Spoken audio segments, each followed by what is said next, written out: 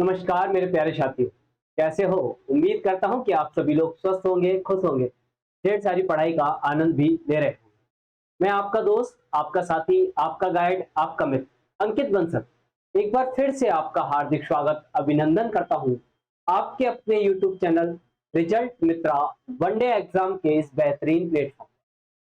तो मेरे प्यारे साथियों, जैसा कि आप जानते हो कि मैं आपके लिए प्रतिदिन करंट के कुछ महत्वपूर्ण टॉपिक लेकर आता हूं और उनके बारे में हम मिलकर चर्चा करते हैं। तो उसी क्रम में आज का हमारा टॉपिक है दक्षिण चीन सागर, साउथ चाइना सी। ये साउथ चाइना सी करंट का मुद्दा क्यों बना, इसके बारे में मैं आज आपके साथ चर्चा करने वाला हूं। हाल ही में हुआ ऐसा दोस्तों कि फिलीपींस की सरकार ने चीन पर यह आरोप लगाया कि वे दक्षिण चीन सागर में बार बार आक्रामक और गैर पेशेवर अवैध कार्रवाई कर रहे हैं, यानी कि गलत तरीके से अतिक्रमण करने का प्रयास कर रहे हैं। यह आरोप लगा चीनी सरकार पर, और यह आरोप पहले भी कई बार लग चुके हैं, यानी कि चीन सरकार पर ऐसे आरोप लगते ही रहते हैं। वो लगातार दक्षिण चीन सागर में अतिक्रमण करने का प्रयास करता ही रहता है। चलिए इस वीडियो में इसके पूरे फैक्टों में के बारे में जानकारी लेंगे। क्यों महत्वपूर्ण है दक्षिणी चीन सागर, क्या आरोप लगाने के बाद प्रतिक्रियाएं हुई विश्व की वैश्विक रूप से, क्या चीन रुका, क्या चीन को रोकने का कोई प्रयास किया गया, क्या इससे पूर्व ऐसे कोई प्रयास किए गए हैं। तो इन सब चीजों के बारे में आज की क्लास में मैं आपके साथ चर्चा करने वाला हूं। तो जल्दी से मेरे साथ जुड़ जाइए, बहुत ही बेहतरीन क्लास होने वाला है, बहुत ही उपयोगी क्लास होने वाला है। तो चलिए स्टार्ट करते हैं, समय को व्यतीत नहीं करते। दक्षिण चीन सागर, साउथ चाइना। तो मैंने जैसा कि अभी आपको बताया कि हाल ही में फिलीपींस गवर्नमेंट ने, फिलीपींस सरकार ने चीन पर दक्षिण चीन सागर में बार बार आक्रामक, गैर पेशेवर और अवैध कार्रवाई करने का आरोप, और यह आरोप तब लगा जब पिछले हफ्ते दोनों देशों के बीच हवाई और समुद्री झड़प हुई। दोनों देशों के बीच अभी पिछले हफ्ते ही हवाई और समुद्री झड़प हो चुकी है। उसके बाद फिलीपींस सरकार ने यह आरोप लगाया कि चीन लगातार साउथ चाइना सी में गैर पेशेवर अवैध कार्रवाई कर रहा है, आक्रामक रवैया अपना रहा है, जिसके कारण ये झड़पें हुई। तो ये आरोप लगा चीन पर। क्या है साउथ चाइना सी का विवाद, दक्षिण चीन सागर का विवाद क्या है, इसको जानने का प्रयास करें। तो सबसे पहले इसकी अवस्थिति के बारे में जानते हैं कि साउथ चाइना सी जो है, इसकी अवस्थिति क्या है, इसका भौगोलिक अवस्थिति क्या है, ये महत्वपूर्ण क्यों है। तो साउथ चाइना सी के विवाद के बारे में जानते हैं। तो सबसे पहले साउथ चाइना सी की अवस्थिति के बारे में बात करते हैं। तो साउथ चाइना सी मुख्य भूमि से, चीन की मुख्य भूमि से ठीक दक्षिण में है, यानी कि चीन के साउथ में स्थित है, चीन के दक्षिण में स्थित है। दूसरी बात, इसकी सीमा यानी कि दक्षिण चीन सागर, साउथ चाइना सी, दक्षिण चीन सागर से, दक्षिण चीन सागर, साउथ चाइना सी, इसकी सीमा लगती है ब्रुनेई से। इसकी सीमा किससे लगती है? ब्रुनेई से। साउथ चाइना सी अपनी सीमा साझा करता है चीन के साथ, चीन के दक्षिण में अवस्थित है, इंडोनेशिया के साथ। South China Sea Philippines, Malaysia, Taiwan, Philippines, Malaysia, Philippines, Malaysia, Taiwan, Singapore, Vietnam, Taiwan, Singapore और वियतनाम के साथ अपनी सीमाएं साझा करता है। यानी कि मैंने आपको बताया कि साउथ चाइना सी मुख्य भूमि से दक्षिण, चीन की मुख्य भूमि से दक्षिण में स्थित है, जिसकी सीमा ब्रुनेई, चीन, Indonesia, Philippines, Malaysia, Taiwan, Singapore और वियतनाम से मिलती है। ये सभी देश सदियों से समुद्र में क्षेत्रीय नियंत्रण के लिए संघर्षरत है, यानी कि यहाँ पर समुद्री में क्षेत्रीय नियंत्रण के लिए लगातार इनमें बहुत लंबे समय से संघर्ष बना है। हाल के वर्षों में यह तनाव अपनी चरम सीमा पर पहुंच गया, यानी कि बढ़ गया है। जिसका प्रमुख कारण चीन का वैश्विक शक्ति के रूप में उभरना है। यानी कि चीन चीन इस जगह वैश्विक शक्ति के रूप में उभरा है, और तो चीन का अतिक्रमण इस क्षेत्र में ज्यादा बढ़ गया, तो ये तनाव अब अपने चरम पर पहुंच गया है। बल्कि इस क्षेत्र में तनाव बहुत लंबे समय से बना हुआ है, सदियां बीत गई है, सदियां बीत गई है, लेकिन ये तनाव खत्म होने पर नहीं आया है। लेकिन अब ये तनाव अपने चरम पर इसलिए पहुंच गया क्योंकि चीन, अब आप जानते हैं कि चीन एशिया की वैश्विक शक्ति के रूप में उभर रहा है। तो और अब आप, मैंने जो भी नाम आपको बताए साउथ चाइना सी से जिनकी सीमा लगती है, आप इन सब नामों को देखिए जरा गौर से। ब्रुनेई हुआ, Indonesia, Philippines, Malaysia, Taiwan, Singapore, Vietnam, बड़े छोटे छोटे कंट्री हैं, और इनके सामने चीन एकदम जंगल का राजा है। अब जंगल का राजा है, और जंगल का राजा अतिक्रमण करे तो ये बेचारे कमजोर राष्ट्र हैं, इनको बड़ी दिक्कत होती है। चीन अपनी शक्ति का अवैध लाभ उठाने का हर संभव प्रयास करता है। साउथ चाइना सी रणनीतिक रूप से महत्वपूर्ण समुद्री क्षेत्रों में से, और चीन इस क्षेत्र पर अपना दावा लगातार बढ़ा रहा है, अपना नियंत्रण लगातार, यानी कि चीन इस क्षेत्र पर अपना नियंत्रण मानता है। चीन क्या कहता है?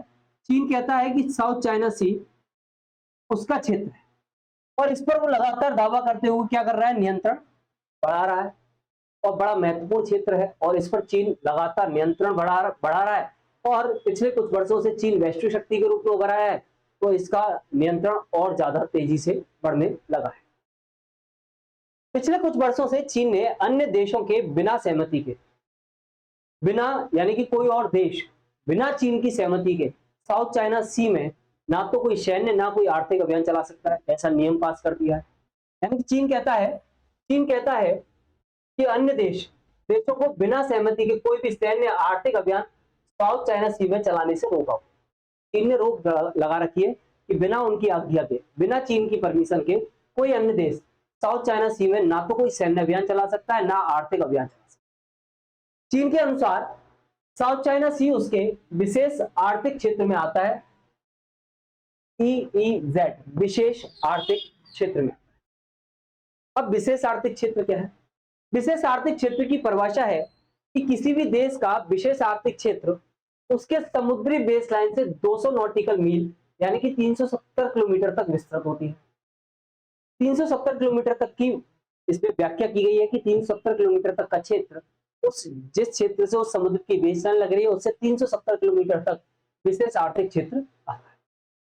चीन के EEZ के दावे को अन्य देशों द्वारा व्यापक रूप से इसका विरोध किया गया, लेकिन जवाब में चीन ने क्या किया है? जवाब में चीन ने अपने द्वीपों का आकार कृत्रिम रूप से बढ़ा दिया। अब कृत्रिम रूप से जब उसने आकार बढ़ा दिया है, तो वो 370 वाला किलोमीटर वाला आंकड़ा है वो उसको छूने का प्रयास कर रहा है, यानी कि इलीगल रूप से, कृत्रिम रूप से उसने क्या किया? अपने द्वीपों का आकार बढ़ाने का काम किया। तो मैं क्या बताया आपको, अन्य देश क्या कर रहे हैं? इस EEZ के दावे का क्या कर रहे हैं? विरोध कर रहे हैं। चीन इसके जवाब में क्या कर रहा है? चीन द्वीपों के आकार को किस रूप से बढ़ा रहा है? कृत्रिम रूप में बढ़ा रहा है, या समुद्र में कई नए कृत्रिम द्वीप तैयार कर रहा है। ठीक है, समुद्र में कई नए कृत्रिम द्वीप भी तैयार कर रहा है, और उन द्वीपों से उसकी लंबाई को, उसकी दूरी को मापने का प्रयास है। तो चीन भाई वैश्विक शक्ति है, उसके पास ये ताकत है, तो इस ताकत का गलत उपयोग कर रहा है और अन्य क्षेत्रों के अधिकारों का हनन करने का प्रयास कर रहा है। और यही विवाद हुआ फिलीपींस और चीन के बीच। इसके कारण हवाई झड़प, समुद्री झड़प उनके बीच में देखी। साउथ चाइना सी में मौजूद पैरासेल एवं स्टेमटली द्वीप में चीन ने सैन्य प्रतिष्ठान एवं हवाई पट्टियां भी बनाई रखी। यानी साउथ चाइना सी में दो द्वीप है, एक का नाम है पैरासेल द्वीप है, और एक स्पेंटली द्वीप है। इन दोनों पर चीन ने क्या कर रखा है? देखो आपको दिख रही होगी, इस तरह से हवाई पट्टियां बना रखी। तो चीन क्या कर रहा है? लगातार नियमित रूप से साउथ चाइना सी में अपने दबदबे को बढ़ाने का प्रयास। आगे की बात, चीन यही नहीं रुका। चीन ने बुड़ी द्वीप पर लड़ाकू जेट, क्रूज मिसाइल एवं रडार सिस्टम तैनात कर इसका सैन्यीकरण कर दिया है। यानी कि चीन लगातार साउथ चाइना सी में अपनी पकड़ को मजबूत करता दिख रहा है। फिलीपींस का विरोध हुआ, अन्य देशों का विरोध हुआ, तो क्या वैश्विक स्तर पर चीन के इस बढ़ते दबदबे को स्वीकार कर लिया गया या इसका विरोध किया? तो इसका विरोध किया गया यूएसए, संयुक्त राज्य अमेरिका। संयुक्त राज्य अमेरिका ने रवैया अपनाया और चीन के दावों का विरोध करने के साथ यूएसए ने अपने आर्थिक एवं राजनीतिक हितों की रक्षा के लिए साउथ चाइना सी में विवाद में हस्तक्षेप किया। चीन के दावों का विरोध किया किसने? यूएसए ने, और साउथ चाइना सी के विवाद में अपना हस्तक्षेप कर दिया। इसने साउथ चाइना सी में हस्तक्षेप कैसे किया? इसने न केवल साउथ चाइना सी के आसपास के क्षेत्र में नौसेना गश्त बढ़ाई, यानी कि यूएसए ने साउथ चाइना सी के आसपास के क्षेत्रों में नौसेना गश्त को भी बढ़ा दिया, बल्कि चीन विरोधियों को हथियार और आर्थिक सहायता प्रदान भी करना स्टार्ट, यानी कि जो चीन के विरोधी राष्ट्र हैं, जिनका चीन से विरोध है, उनको वो आर्थिक सहायता भी दे रहा है और हथियार भी प्रोवाइड करा रहा है और अपनी नौसेना गश्त भी बढ़ाती है, जिससे कि चीन के दबदबे को नियंत्रित किया जा सके, कंट्रोल किया जा सके। ऐसा यूएस का प्रयास।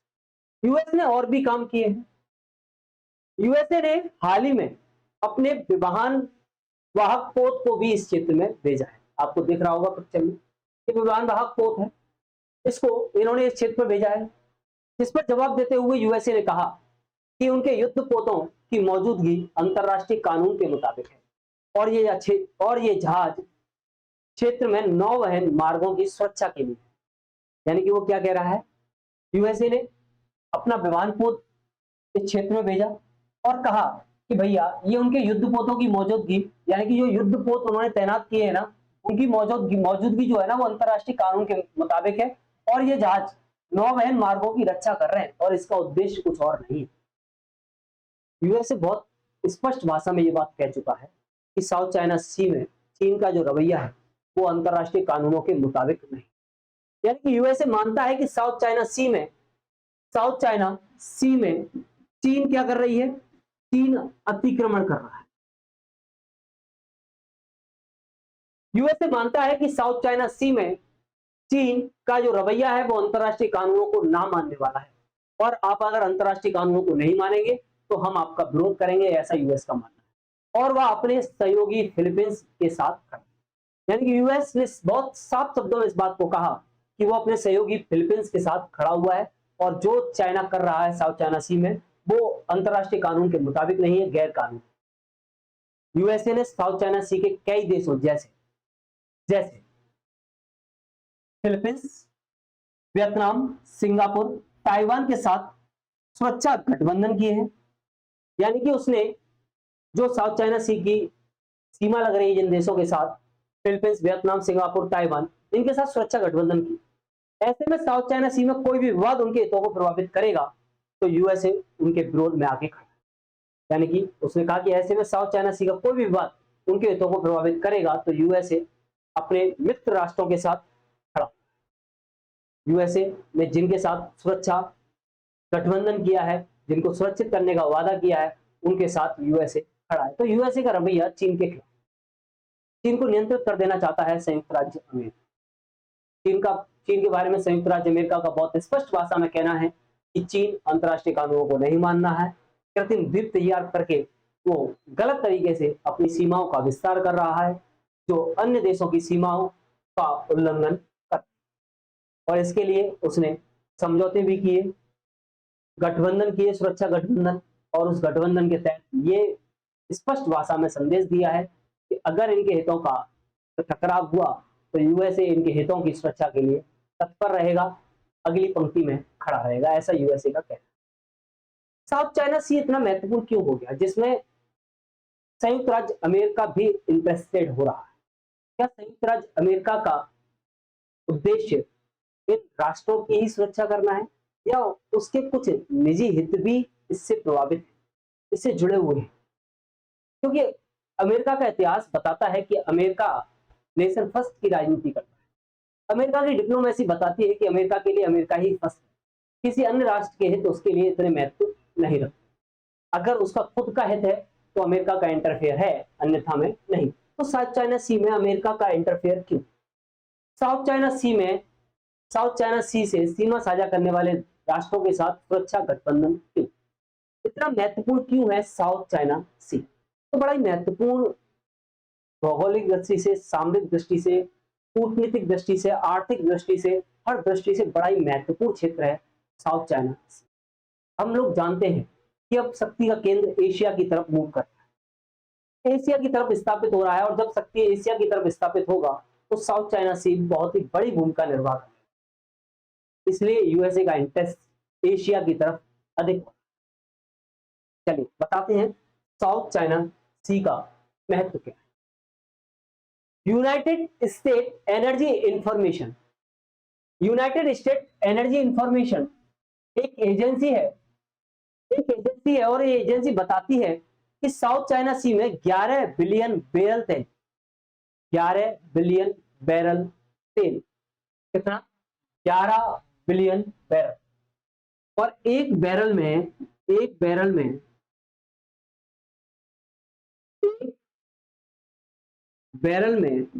159 लीटर तेल होता है, कच्चा। 11 बिलियन बैरल तेल है, यानी क्या बताते हैं 11 बिलियन बैरल तेल है, और 190 ट्रिलियन क्यूबिक फीट प्राकृतिक गैस का भंडार है। तो आप देखिए कि कितना बड़ा ईंधन का भंडार है साउथ चाइना सी में, और यही कारण है यूएसए का यहाँ इंटरफेयर करने का। यहाँ संसाधन बड़ी प्रचुर मात्रा में है, यानी कि ये माना जाता है कि सभी जगह, यानी कि ज्यादातर जगह के संसाधनों का दोहन हो गया, लेकिन अभी एशिया एक ऐसा क्षेत्र है जहां पर संसाधनों का सबसे कम दोहन। आप देख रहे हैं कि 11 बिलियन बैरल तेल और 190 ट्रिलियन क्यूबिक फीट प्राकृतिक गैस का भंडार है। दूसरी बात, साउथ चाइना सी में मछली पकड़ने वाले कई समृद्ध क्षेत्र, यानी कि ऐसे क्षेत्र में मछलियों की संख्या बहुत बहुत ज्यादा है, तो मछली के लिए भी, मछली पकड़ने वाले भी कई समृद्ध क्षेत्र है, तो लाखों लोगों की आजीविका के साधन बने। बीबीसी के अनुसार, यानी कि बीबीसी बात कहता है कि दुनिया की 50% से अधिक मछली पकड़ने वाले जहाज इसी क्षेत्र में पाए, यानी कि दुनिया के जितने भी दुनिया में जहाज चलते हैं ना, उसका 50% से अधिक मछली पकड़ने वाले जहाज वो इस क्षेत्र में चलते हैं। अब आप सोचिए कितना बड़ा संसाधन है इस क्षेत्र में। वैश्विक व्यापार का, मैंने बताया व्यापार आर्थिक दृष्टि से बड़ा महत्व, वैश्विक व्यापार का 21% भाग, 21% भाग इसका ग्लोबल बिजनेस का 21% भाग साउथ चाइना सी से गुजरता है। ठीक है, तो आप सोचिए कितनी बड़ी महत्वता है इस क्षेत्र। चीन के ऊर्जा आयात का लगभग 80%, यानी कि चीन की ऊर्जा आयात का लगभग 80% और चीन की कुल आयात का लगभग 40% इस क्षेत्र से गुजरता है। यानी कि चीन जो ऊर्जा आयात करता है ना, उसका 80%, और चीन जो कुल आयात करता है उसका लगभग 40% इस क्षेत्र से गुजरता है। तो आप देखिए कितना महत्वपूर्ण व्यापारिक मार्ग है। साउथ चाइना सी हिंद महासागर एवं प्रशांत महासागर के बीच लिंक रूट का कार्य भी, एक तरफ उसका प्रशांत है और एक तरफ उसके प्रशांत और एक तरफ उसके हिंद महासागर, इंडियन ओशियन और पैसिफिक ओशियन। तो इनके बीच में लिंक रूट, यानी कि हिंद महासागर और प्रशांत महासागर के बीच में, हिंद महासागर व प्रशांत महासागर के बीच लिंक रूट का कार्य भी करता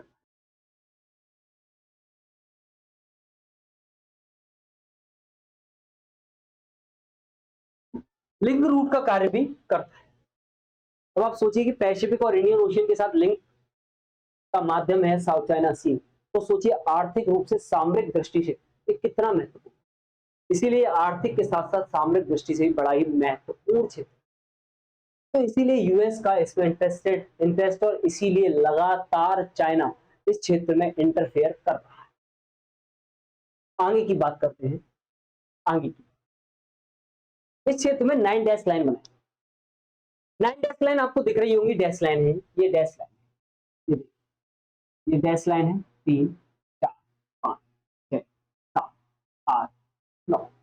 चाइना से देखिए आप, चाइना, थाईलैंड, कंबोडिया, ये नीचे होती हुई ब्रुनेई होती हुई, और ये ताइवान वगैरह होती हुई, ये 9 डैश लाइन साउथ चाइना सी, ये आपका बीच में क्या है, साउथ चाइना सी, साउथ चाइना, ठीक है। 9 डैश लाइन, अभी आप कह रहे हैं सर 9 डैश लाइन क्या है? 9 सीधी लकीर इसको कहते हैं। साउथ चाइना सी में प्रदर्शित क्षेत्र विस्तार है जो वियतनाम के पूर्व मध्य भाग से साउथ चाइना सी से शुरू होकर इंडोनेशिया के उत्तरी, मलेशिया के दक्षिणी पश्चिमी तट से होते हुए फिलीपींस के पश्चिमी तटों के सारे एक स्ट्रिंग जैसा आकार लेता है। देखिए आप, ये आकार कैसा है, एक स्ट्रिंग जैसा आकार ले रहा है, एक स्ट्रिंग जैसा आकार लेता है। कैसे?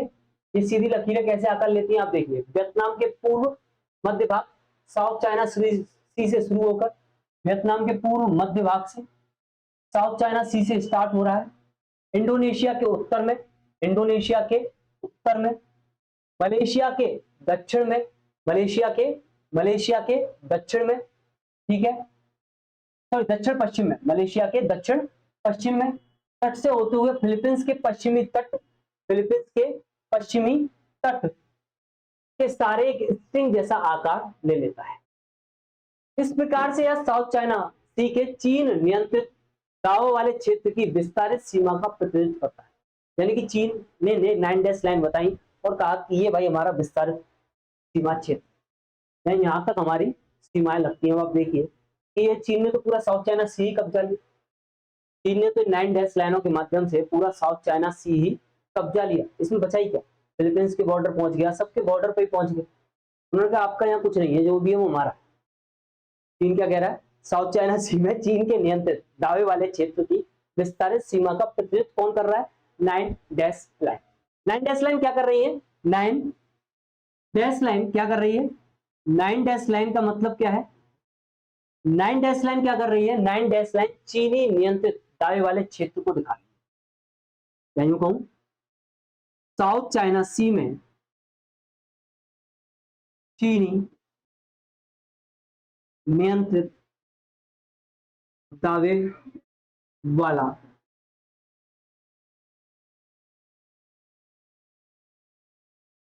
इसके अंक 1947 में राष्ट्रवादी कुओमिंतांग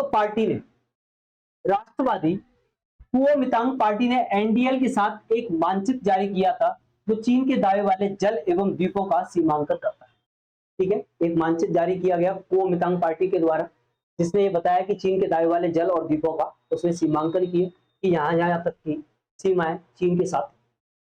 तो आप देख ही रहे हैं कि चीन ने इस 9 डैश लाइन के माध्यम से लगभग 90% भाग पर, साउथ चाइना सी के 90% भाग पर तो अपना दावा ही ठोक दिया कि ये भाग तो भैया हमारा है। तो ये बड़ी समस्या वाली बात हो जाएगी, जबकि मैंने बताया कि अंतरराष्ट्रीय कानून क्या कहते हैं कि 370 किलोमीटर तक आपकी सीमा से 370 किलोमीटर तक समुद्री सीमा आपकी है, लेकिन इन्होंने तो पूरा साउथ चाइना सी ही कब्जा। तो आप देख ही रहे हैं 9 डैश लाइन के माध्यम से लगभग 90% भाग पर चीन कौन कर रहा है, क्या कर रहा है, दावा। आगे council on foreign relation CFR के मुताबिक ये पहले 11 डैश लाइन, पहले कितनी डैश लाइन थी, 11। ठीक है, काउंसिल ऑन फॉरेन रिलेशन क्या कहता है कि ये पहले पूर्व में कितनी डैश लाइन थी, 11 थी। लेकिन 1953 में चाइनीज कम्युनिस्ट पार्टी के नेतृत्व वाली सरकार ने टोकिन की खाड़ी को घेरने वाली 2 डैश लाइनों को हटा, टोकिन की खाड़ी को जो 2 डैश लाइन घेर रही थी उनको इन्होंने हटा दिया, उनको इन्होंने आजाद कर दिया। भाई चलो इसको हम छोड़। ये डैश लाइन चीनी मुख्य भूमि से 2000 किलोमीटर की दूरी पर है। अब आप सोचिए, अंतरराष्ट्रीय कानून 370 किलोमीटर की इजाजत देता है और चीन ने अपनी डैश लाइन कहां, अपनी मुख्य भूमि से 2000 किलोमीटर दूर तक बना,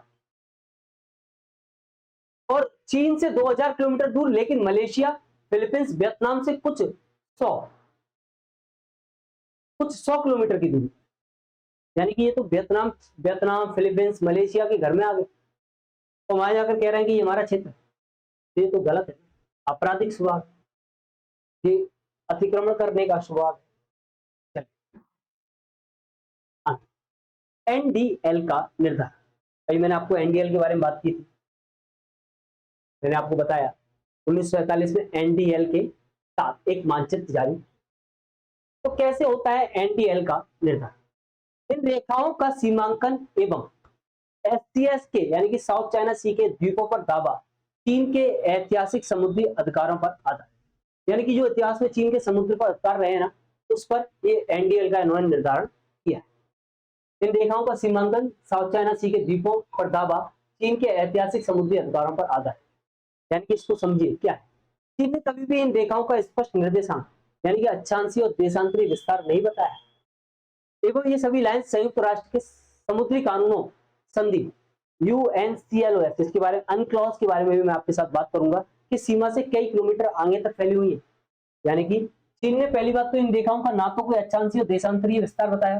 दूसरी बात, ये सभी लाइन संयुक्त राष्ट्र के कानूनों के मुताबिक एक संधि है समुद्री कानून पर जिसको हम अनक्लॉज कहते हैं, उसके सीमा से कई किलोमीटर आगे तक विस्तृत है। मैं आगे अनक्लॉज के बारे में भी आपके साथ बात। चीन जबकि जबकि चीन ने स्वयं अनक्लॉज पर हस्ताक्षर किए। चीन अनक्लॉज को मानने वाला, हस्ताक्षर करने वाला राष्ट्र, यानी कि जिस कानून पर आपने हस्ताक्षर किया है, जिसको आपने स्वीकृति प्रदान की है और आप ही उसका दोहन करेंगे तो कैसे चलेगा? तो चीन स्वयं अनक्लॉज पर हस्ताक्षर करता है, लेकिन वह इसके सिद्धांतों का कथित तौर पर उल्लंघन कर रहा है। हस्ताक्षर तो करता है लेकिन मानता नहीं। चीन का नीति रही है घेरने की शुरू से। अब क्या है, चीन क्या दावा करता है? चलिए चीन के दावों को जानते हैं। विशेष द्वीप एवं विवाह, यानी कि ये द्वीप है और उनका विवाह। एक द्वीप है स्कारबोरो सोल, आपको दिख रहा होगा स्कारबोरो सोल, ये द्वीप है। इसका आकार कुछ इस तरीके का है, ये आपको दिख रहा होगा स्कारबोरो सोल। इसका अन्य नाम है हुयांग यान द्वीप। इसको किस नाम से जाना जाता है? हुयांग यान द्वीप के नाम से। जो फिलीपींस के आर्थिक क्षेत्र के अंतर्गत, फिलीपींस के मुख्य आर्थिक क्षेत्र के अंतर्गत आता है। और चीन कहता है कि नहीं ये हमारा है। चीन क्या कहता है? नहीं ये तो हमारा है। चीन दावा करता है, बीजिंग दावा करता है कि 2000 वर्ष पहले चीनी नाविकों ने इस द्वीप की खोज की थी। क्योंकि उन्होंने खोज की और 960 से 1279 तक सांग राजवंश से लेकर आधुनिक काल के चीनी राजवंशों का इस द्वीप पर शासन रहा है। वो कहते हैं कि अतीत में हमने इसकी खोज की और हमारे चीनी शासकों ने इस पर राज किया, तो ये हमारा द्वीप है। इस आधार पर वो क्या कहता है कि हमारा है, कोई समुद्री सीमा को नहीं मानेंगे। तो एक नया विवाद, जबकि वो आता किसके क्षेत्र के अंतर्गत है? फिलीपींस के अंतर्गत। लेकिन चीन क्या कहता है? नहीं, इसको खोजा हमारे चीनी नागरिकों ने और हमारे राजवंश के लोगों ने इस पर राज किया, इसलिए किसका? हमारा। ऐसा चीन का मानना है। अभी चीन रुक नहीं रहा, अभी चीन मानेगा थोड़ी ना। चीन अभी तो बहुत सारे द्वीपों पर ऐसी बात करता है। अगला है पैरासेल और स्प्रेंटली। चीन का कहना है कि ये द्वीप सदियों से चीन का अभिन्न हिस्सा है। सदियां बीत गई हैं, ये चीन का अभिन्न हिस्सा है। और वियतनाम कहता है कि उसने इन द्वीपों पर 17वीं शताब्दी से सक्रिय रूप से शासन किया। यानी कि ये विवाद किसके बीच में है? ये विवाद है चीन वियतनाम। ये विवाद किन किन के बीच में है? चीन,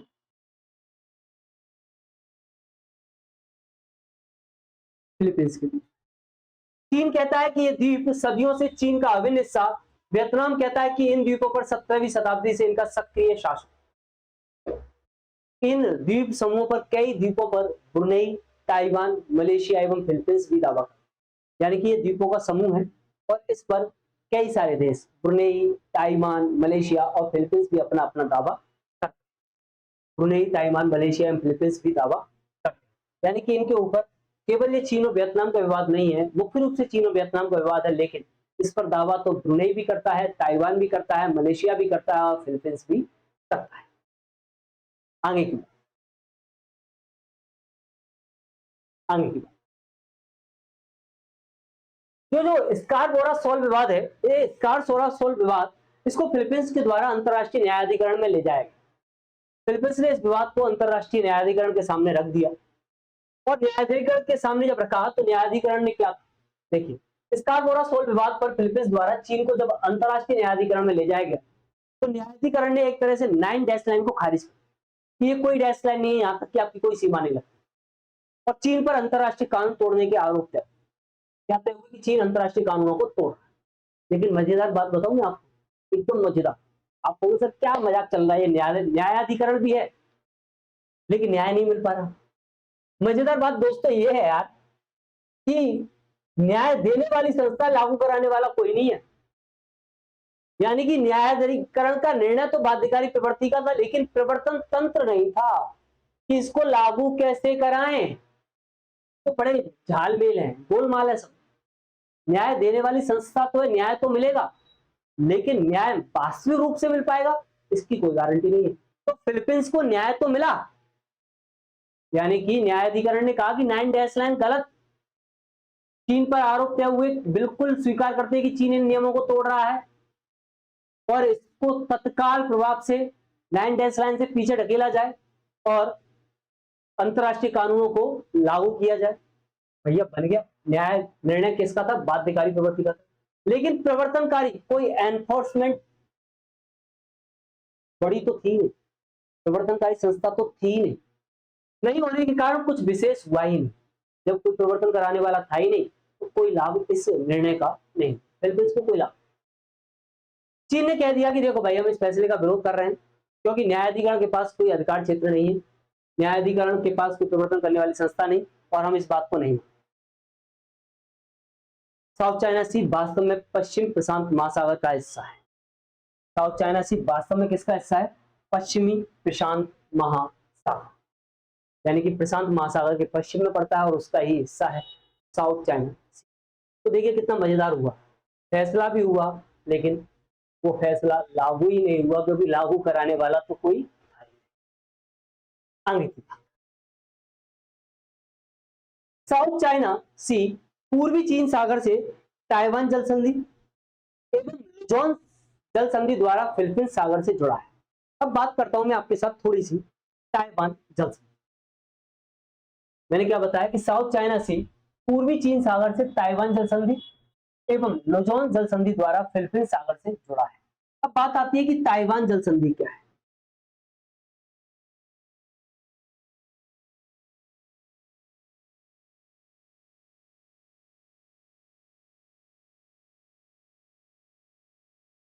ताइवान जल संधि दोस्तों 180 किलोमीटर चौड़ा, 180 किलोमीटर चौड़ी जल संधि है जो ताइवान द्वीप व एशियाई महाद्वीप को अलग करती है।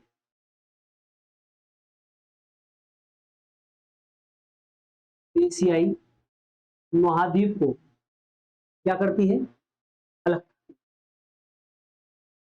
ठीक है दोस्तों, 180 किलोमीटर चौड़ी जल संधि है, ताइवान द्वीप और एशियाई महाद्वीप को अलग करने का काम करती है। यह दक्षिण चीन सागर का हिस्सा है। जो ताइवान जल संधि है तो दक्षिण चीन सागर का हिस्सा है। दक्षिण चीन सागर का हिस्सा है। इसका सबसे सकरा हिस्सा, इसका सबसे सकरा हिस्सा, सबसे सकरा हिस्सा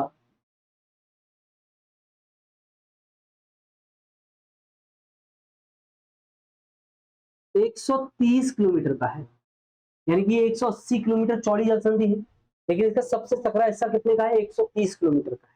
ठीक है, बात समझ में आ गई। तो ये है ताइवान जल संधि। अगली बात करता हूं मैं लुजोन जल संधि। अगली बात किसकी करते हैं हम? लुजोन जल संधि। लुजोन जल संधि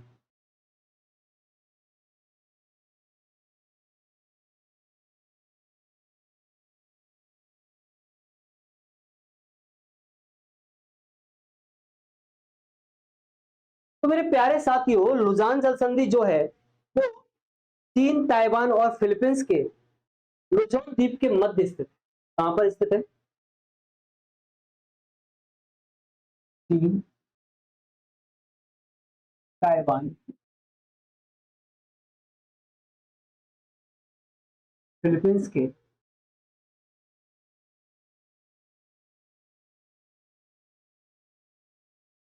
लुजोन द्वीप के मध्य। इसकी अवस्थिति जान ली हमने, कहां पर है? चीन, ताइवान, फिलीपींस के लुजोन द्वीप के मध्य है। ठीक है, भौगोलिक रूप से यह जल संधि प्रशांत महासागर से फिलीपींस सागर को और दक्षिणी चीन सागर को जोड़ने का कार्य। इसका कार्य क्या है?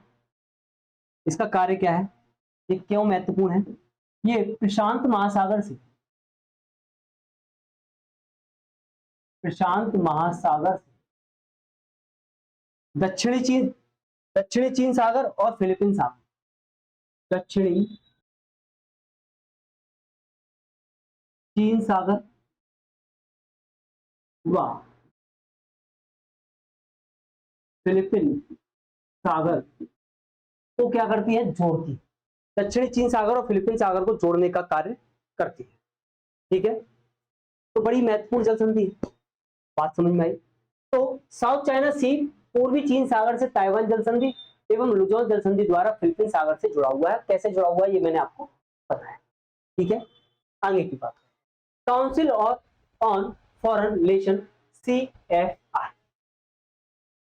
Council of foreign relation CFR USA की विदेश नीति एवं अंतरराष्ट्रीय संबंधों से संबंधित थिंक टैंक है। वो ये बताता है कि कैसी फॉरेन पॉलिसी होनी चाहिए, कैसे आपके अंतरराष्ट्रीय संबंध होने चाहिए, उनके बारे में यूएस को जानकारी देने वाली एक संस्था है CFR। 1921 में इसकी स्थापना की गई थी। स्वतंत्र एवं गैर दलीय तथा गैर लाभकारी संगठन है, जिसका हेडक्वार्टर कहाँ है, न्यूयॉर्क। एक गैर लाभकारी है, गैर दलीय कोई दल नहीं है इसमें, जो इसमें निष्पक्ष रूप से यूएस को विदेश नीति और अंतरराष्ट्रीय संबंधों से संबंधित सूचनाएं सलाह देने का कार्य करता है। अनक्लॉज, मैंने कहा कि अनक्लॉज के बारे में भी मैं आपके साथ बात करूंगा। अनक्लॉज यूनाइटेड नेशन द्वारा 1982 में अपनाया, कब अपनाया गया, यूनाइटेड नेशन द्वारा 1982 में संधि को नवंबर 1994 से यह लागू हुआ, यानी कि ये अपनाया कब गया, 1982 से 1982 में अपनाया और 1994 से लागू। 1994 में यह कानून, नवंबर 1994 में कानून लागू। यह संधि विश्व के सागरों एवं महासागरों पर देशों के अधिकारों का निर्धारण करता है। अनक्लॉज क्या करता है कि सागरों और महासागरों पर देशों का कैसे अधिकार होगा, जिसका निर्धारण कौन करता है, अनक्लॉज। यह संधि विश्व के सागरों महासागरों पर देशों के अधिकारों का निर्धारण। प्रादेशिक सीमा, प्रादेशिक सीमा क्या है, बेसलाइन से 12 नॉटिकल मील। प्रादेशिक सीमा क्या है, बेसलाइन से 12 नॉटिकल मील। आंतरिक जल, बेसलाइन के भूमि के पास स्थित द्वीप या खाड़ी, यानी कि बेसलाइन की भूमि के पास स्थित द्वीप या खाड़ी। अनन्य आर्थिक क्षेत्र यानी कि EEZ, बेसलाइन से 200 नॉटिकल मील। यानी कि 3 तरीके से, जो प्रादेशिक सीमा यानी कि आपके प्रदेश, आपके देश के अंतर्गत कितना एरिया आएगा, 12। आपका आंतरिक जल, बेसलाइन के भूमि के पास स्थित द्वीप या खाड़ी, तथा अनन्य आर्थिक क्षेत्र यानी कि इकोनॉमिकल रूप से आप कहां तक चीजें दोहन कर सकते हैं, चीजें कर सकते हैं, वो कहां तक का है आपका, बेसलाइन से 200 नॉटिकल मील के रूप में संबंधित देशों के जल क्षेत्रों का निर्धारण। तो बात समझ में आई, अनक्लॉज समझ में आया, आगे। लेकिन चाइना क्या कर रहा है, अनक्लॉज को तोड़ा। चाइना ने तो 2000 किलोमीटर दूर जाके खड़ा हो गया, वहां 9 डैश लाइन बना दी। विशेष आर्थिक क्षेत्र EEZ के बाद का जल क्षेत्र हाई सी यानी कि उच्च समुद्र के नाम से जाना जाता है। यानी कि जो 200 नॉटिकल से ऊपर का क्षेत्र है उसको हम किस रूप नाम से जानते हैं, उच्च समुद्र के नाम पर जानते हैं, जिस पर सभी देशों का बराबर, जिस पर सभी देश अपना बराबर रूप से अधिकार करते हैं। भारत ने अनक्लॉज पर 1995 में हस्ताक्षर कब किया, 1995 में हस्ताक्षर। 1995 में अनक्लॉज पर भारत ने क्या किया, हस्ताक्षर। ठीक है, अनक्लॉज के संधियों को लागू करने के लिए 1996 में ISA यानी कि अंतरराष्ट्रीय समुद्र तल प्राधिकरण, अंतरराष्ट्रीय समुद्र तल प्राधिकरण, इंटरनेशनल सी बेड अथॉरिटी अस्तित्व में आया। यानी कि इनको लागू करने के लिए 1996 में क्या आया अस्तित्व में, 1996 में अस्तित्व में आया ISA, अंतरराष्ट्रीय समुद्र तल प्राधिकरण। सभी अनक्लॉज के देश ISA के सदस्य होते हैं। जिन लोगों ने अनक्लॉज पर हस्ताक्षर किया है वो सब किसके सदस्य होंगे, ISA।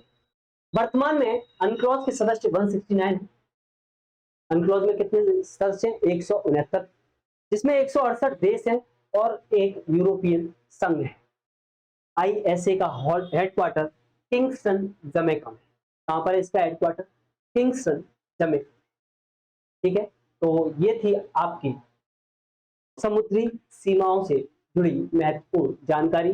दक्षिणी चीन सागर पर चीन का गैर कानूनी रूप से बढ़ता हुआ दबदबा, अन्य देशों के अधिकार क्षेत्रों का चीन करता हुआ हनन, अंतरराष्ट्रीय कानून क्या कहते हैं, यूएसए की क्या प्रतिक्रिया है, क्यों महत्वपूर्ण है साउथ चाइना सी, इन सब बातों को आज की क्लास के माध्यम से मैंने आप सभी के साथ साझा किया है। तो मेरे प्यारे साथियों, अगर आपको ये जानकारी पसंद आई, ये वीडियो अच्छी लगी, तो अपनी पसंद को लाइक और कमेंट के माध्यम से मुझ तक पहुंचाना का प्रयास अवश्य कीजिएगा और मुझ तक अवश्य पहुंचाइएगा, क्योंकि आपके लाइक और आपकी कमेंट ही मुझे बता पाएंगी कि हाँ, मेरे द्वारा बताई गई जानकारी आपके लिए कितनी उपयोगी। दूसरा और महत्वपूर्ण काम, मेरे प्यारे साथियों, इन टॉपिकों का नोट्स साथ के साथ बनाते जाइए। मैं टॉपिक स्टार्ट करता हूं और उसी दिन उसी क्लास में उस टॉपिक को कंप्लीट भी करता हूं। कहने को करंट का टॉपिक है, लेकिन इसके पास्ट अतीत से जाकर जानकारियां उठाकर लाता हूं और उनको मैं आप तक पहुंचाने का हर संभव प्रयास और बेहतर से बेहतर करने का प्रयास। ये बहुत ही महत्वपूर्ण जानकारियां हैं जो आपके आगामी एग्जाम और प्रतियोगी परीक्षाओं में बड़ा ही महत्वपूर्ण, बड़ी ही लाभकारी सिद्ध। तो मेरे प्यारे साथियों, अगर आपको ये जानकारी, ये क्लासेस बड़ी अच्छी लग रही हैं, तो लाइक और कमेंट के माध्यम से आप मुझे अपनी अपनी रिप्लाई, अपना फीडबैक जरूर भेजते रहिए, अपना प्यार मुझ तक पहुंचाते रहिए। और हाँ, चैनल को जो नए साथी हैं वो सब्सक्राइब अवश्य करें, क्योंकि आपका सब्सक्रिप्शन, आपका सब्सक्राइब, आपका बेल आइकन पर प्रेस करना और ऑल के नोटिफिकेशन को टच करना समय से आप तक वीडियो पहुंचाने का माध्यम सिद्ध होगा। तो आप ये काम आवश्यक रूप से कर लें और अपने दोस्तों तक इस वीडियो को अवश्य शेयर करें, अपना कर्तव्य मानते हुए शेयर करें। तो वो शेयर आप कीजिए, मैं आपके लिए ऐसे ही बेहतर कंटेंट लेकर आता रहूंगा, बेहतरीन रूप से आप तक डिलीवर करता रहूंगा। तो पढ़ते रहिए, खुश रहिए, स्वस्थ रहिए और अंकित सर के साथ 24/7 जुड़े रहिए। मैं और मेरी टीम आपके साथ 24/7 आपके बेहतर भविष्य के लिए प्रयासरत है और जुड़ी हुई। कोई भी समस्या है तो आप हमें टेलीग्राम, व्हाट्सएप, कई सारे ग्रुप हैं, कई सारे क्या, हर जगह ग्रुप मौजूद हैं।